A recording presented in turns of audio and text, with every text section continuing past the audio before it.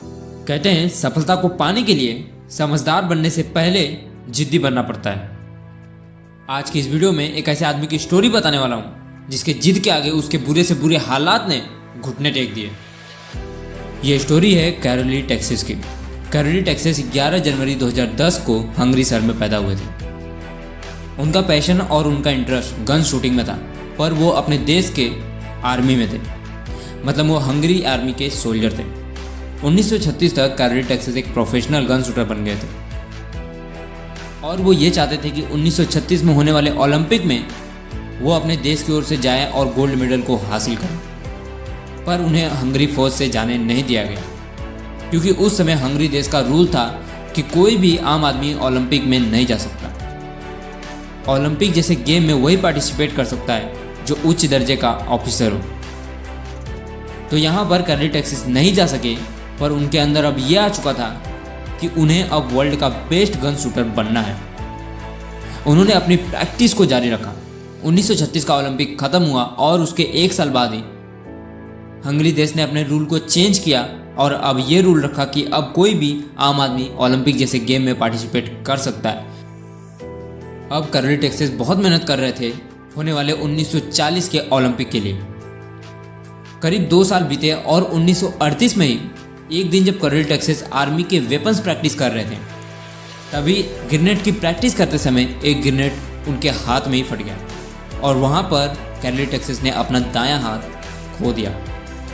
Caroli Texas उस दिन खूब रहे ये सोचकर कि उन्होंने इतनी शिद्दत से मेहनत किया और आज उनके हालात ऐसे हैं कि वो गन शूट तो क्या, गन को उठा भी नहीं सकते। वो दिन बीता और फिर कैरोली टेक्सास ने अपने आप से कहा, मेरी किस्मत किसी और ने नहीं लिखी है, बल्कि मैंने खुद ने लिखी है और मैंने अपनी किस्मत में ये लिख रखा है कि मैं वर्ल्ड का बेस्ट शूटर बनूंगा।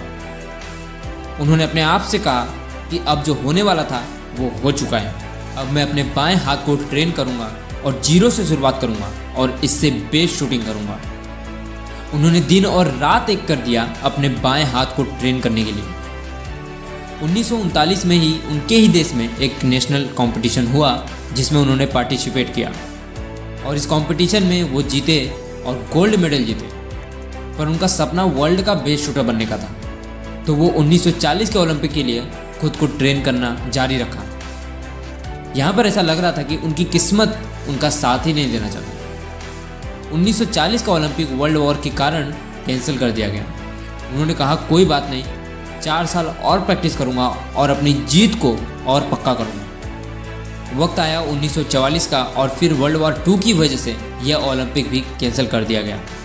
अब कैरोली टेक्सास की एज 34 ईयर की हो गई थी, पर उन्होंने ये ठान लिया था कि मुझे चाहे पूरी ज़िंदगी ही क्यों ना देना पड़े, लेकिन मैं वर्ल्ड का बेस्ट शूटर बन के रहूँगा। अब वो 4 साल बाद 1948 का ओलंपिक जो कि लंदन में होने वाला था, उसकी तैयारी में लग गए और फाइनली वो दिन आया जब कैरोली टेक्सास ओलंपिक में पार्टिसिपेट किए। तब जो भी प्लेयर उन्हें जानते थे उन्होंने कहा कि एक लेजेंडरी प्लेयर आ रहा है, हम लेजेंडरी लोगों को देखने के लिए।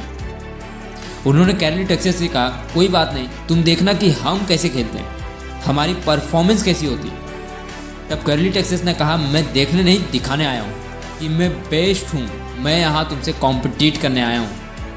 तो उनके साथ के प्लेयर सोचने लगे कि कोई बाएं हाथ से कितना ही अच्छा खेल लेगा। उन्हें कैरोली टेक्सास पर भरोसा बिल्कुल नहीं था। मैच स्टार्ट किया गया और 1 बाय 1 सारे प्लेयर की बारी आई और फाइनली इस मैच का रिजल्ट अनाउंस किया गया और कैरोली टेक्सास फर्स्ट प्राइज को हासिल किए। लोग पूरी तरह शॉक्ड हो चुके थे कि कोई अपने बाएं हाथ से इतना अच्छा कैसे कर सकता है। ये होने के बाद भी बंदा रुकने वाला नहीं था। उसने अपनी तैयारी जारी रखी 1952 के ओलंपिक के लिए। बंदे ने 1952 के मैच में इंटर किया और इस मैच के गन शूटर कंपटीशन मैच के विनर लिस्ट में फर्स्ट प्राइज पर नाम था not another than Karoly Takacs. बंदे ने 2 बार लगातार ओलंपिक गोल्ड मेडल पाकर वर्ल्ड रिकॉर्ड बनाया और अपने फील्ड में बेस्ट होने की उपाधि को हासिल किया।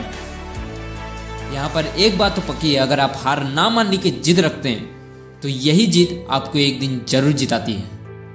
अगर ये स्टोरी आपके अंदर ऐसी ही कोई जिद पैदा करती है तो इस वीडियो को एक लाइक जरूर करें और इसी तरह की वीडियो के लिए हमारे चैनल को सब्सक्राइब जरूर करें।